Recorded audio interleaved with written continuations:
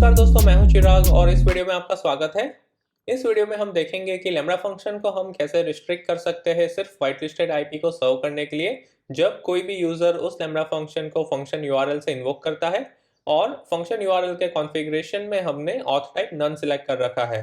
तो दोस्तों, आगे बढ़ने से पहले अगर आप फंक्शन यूआरएल के बारे में नहीं जानते हैं तो मैंने ऑलरेडी फंक्शन यूआरएल पे एक वीडियो पोस्ट कर रखी है और उस वीडियो की लिंक आपको वीडियो डिस्क्रिप्शन में मिल जाएगी।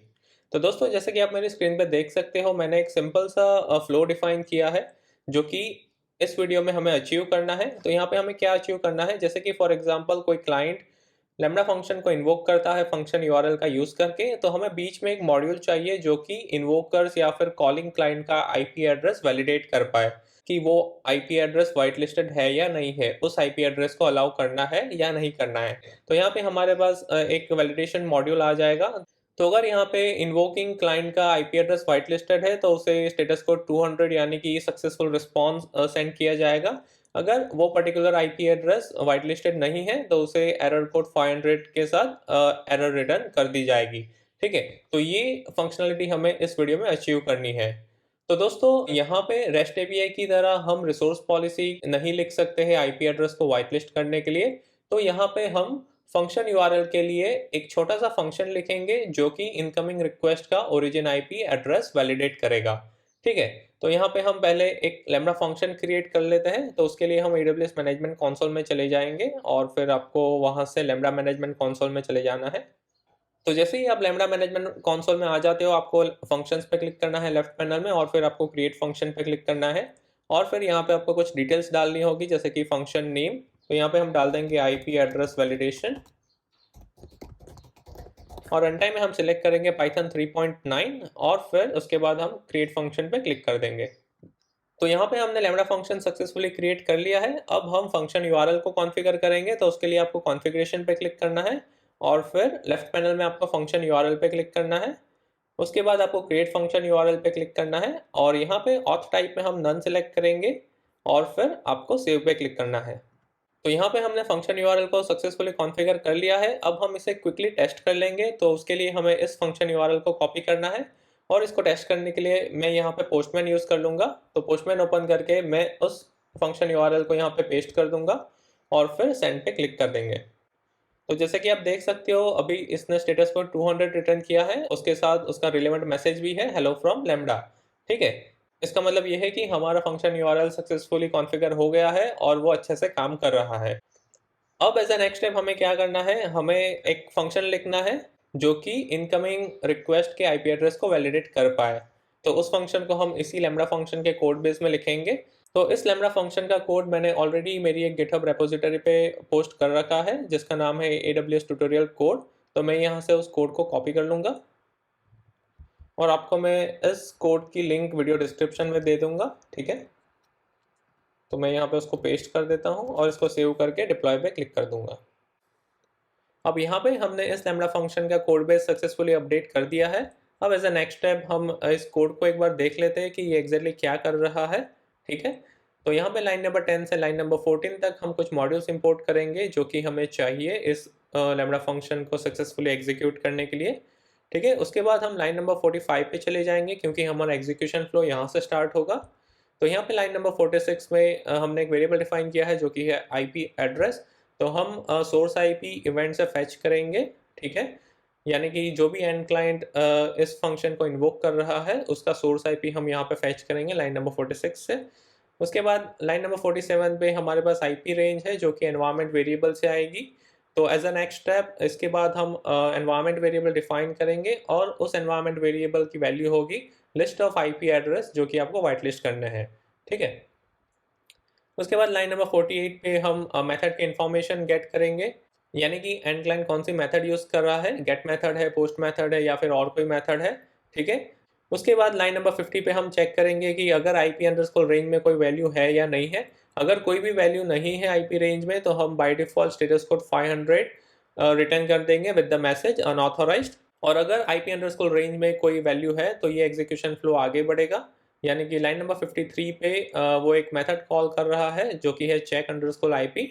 और यहाँ पे चेक अंडरस्कोर आईपी में हम दो पैरामीटर्स पास करेंगे जो कि है आईपी एड्रेस यानी कि सोर्स आईपी एड्रेस और फिर white listed IP range. Okay, तो एक बार हम check underscore IP देख लेते हैं। तो यहाँ पे ये फंक्शन बेसिकली आईपी एड्रेस को वैलिडेट करेगा, यानी कि हमारे पास जो आईपी रेंज है, जो भी वाइट लिस्टेड आईपी रेंज है, उसके साथ वो क्रॉस वेरीफाई करेगा कि सोर्स आईपी उस रेंज में एग्जिस्ट करता है या नहीं करता है।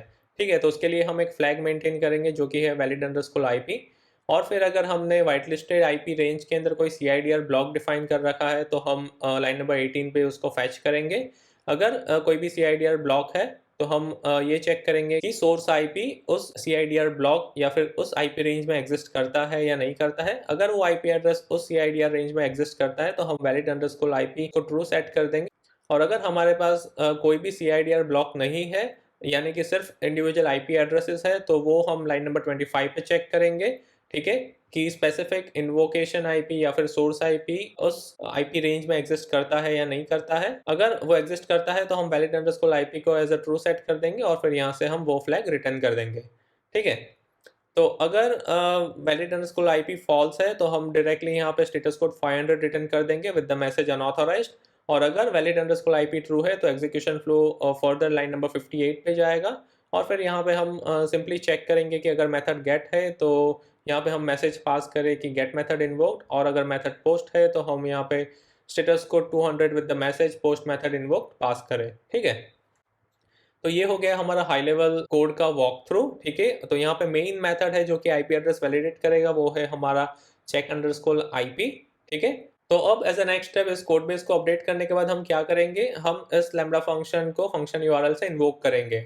क्योंकि फिलहाल के लिए हमने IP underscore range environment variable define नहीं किया है, यानी कि यहाँ पे कोई भी आईपी एड्रेस वाइट लिस्टेड नहीं है, तो बाय डिफॉल्ट सारी इन्वोकेशन रिक्वेस्ट ब्लॉक होनी चाहिए with status code 500 with message unauthorised as a response. तो हम पोस्टमैन में चले जाएंगे और सिंपली सेंड पे क्लिक करेंगे। तो यहाँ पे आप देख सकते हो कि उसने रिटर्न किया है status code 500 with the message unauthorised, क्योंकि हम जो भी आईपी एड्रेस से इन्वोक कर रहे हैं वो वाइट लिस्टेड नहीं है। ठीक है, तो अब हम वापस से लैम्बडा फंक्शन में चले जाएंगे और फिर कॉन्फ़िगरेशन पे क्लिक करेंगे। और कॉन्फ़िगरेशन पे क्लिक करने के बाद आपको एनवायरनमेंट वेरिएबल्स पे क्लिक करना है, उसके बाद आपको एडिट पे क्लिक करना है और यहाँ पे हम एनवायरनमेंट वेरिएबल ऐड करेंगे जिसका नाम होगा आईपी अंडरस्कोर रेंज, और यहाँ पे हम आईपी एड्रेस वाइट लिस्ट करेंगे। ठीक है, तो मेरा आईपी एड्रेस ये है, तो मैं इसको कॉपी करके यहाँ पे पेस्ट कर दूंगा। तो यहाँ पे इंडिविजुअल आईपी के अलावा आप CIDR ब्लॉक पे डिफाइन कर सकते हो अगर आपको range of IP address white list करना है तो। और इसको अपडेट करने के बाद आपको सेव पे क्लिक करना है। तो यहाँ पे हमने IP address successfully white list कर लिया है। अब हम पोस्टमैन में चले जाएंगे उसको टेस्ट करने के लिए, और यहाँ पे हम सिंपली सेंड पे क्लिक करेंगे। तो जैसे कि आप देख सकते हो अभी इसने स्टेटस को 200 रिटर्न किया है with the message get method invoke. और अगर यहाँ पे मैं पोस्ट मेथड सेलेक्ट करता हूँ और सेंड पे क्लिक करूंगा तो ये मैसेज रिटर्न करेगा post method invoked with status को 200।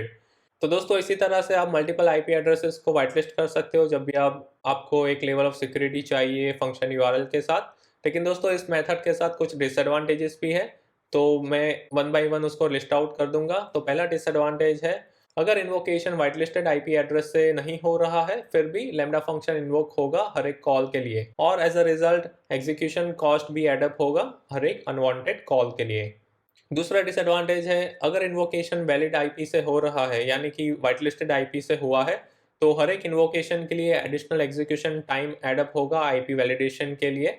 ठीक है, क्योंकि हमने आईपी वैलिडेशन का लॉजिक लैम्बडा फंक्शन में ही डाल रखा है और इसीलिए एडिशनल एग्जीक्यूशन टाइम ऐड होगा और उसके साथ उसका कॉस्ट भी ऐड अप होगा। और तीसरा डिसएडवांटेज ये है कि इस मेथड का यूज़ करके आप प्राइवेट आईपी एड्रेस को वाइट लिस्ट नहीं कर सकते हो। तो दोस्तों ये थे कुछ डिसएडवांटेजेस, और फाइनली मेरा सजेशन यही होगा कि आप पहले अपनी रिक्वायरमेंट्स को इवेल्युएट करें और फिर कोई भी ऑप्शन वाइजली चूज़ करें। ठीक है, तो दोस्तों फिलहाल के लिए इस वीडियो में इतना ही, और दोस्तों आपने सब्सक्राइब नहीं किया है तो प्लीज़ सब्सक्राइब कर दीजिएगा और लाइक और शेयर करना भी मत भूलिएगा।